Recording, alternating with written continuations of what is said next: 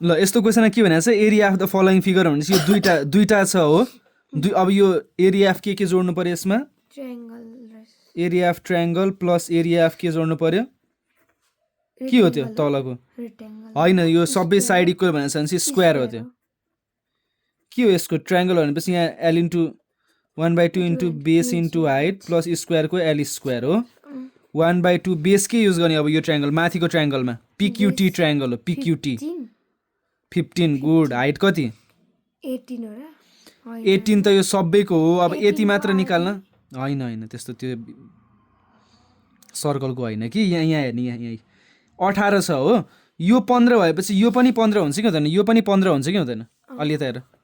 यो 15 हुन्छ कि हुँदैन यो 15 भएपछि सबै 15 हो नि त 15 15 15 हो नि त अब यहाँदेखि यहाँको हाइट निकाल्नलाई यो टोटलमा यति घटाउने होइन त 18 मा 15 घटाउने हो किन होइन हो किन घटाउने 15 भन्दाखेरि 18 मा यति घटायो भने त यति आएन त यो सबैमा यति घटायो भने यति आएन त बुझेन यो ठुलो लाइनमा यति घटाए यो सबै घटाएपछि माथिको आउँदैन त यहाँ यो ठुलो लाइनमा यति घटाएपछि माथिको आउँदैन त्यो माथिको चाहियो हो नि त हामीलाई हाइट चाहियो हो नि त होइन यो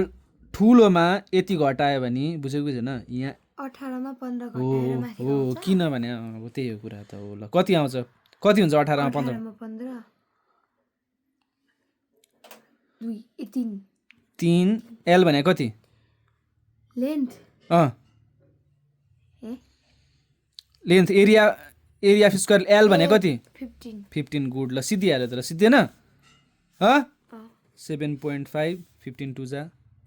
7.5 इन्टु 3 15 2 जा 30 हो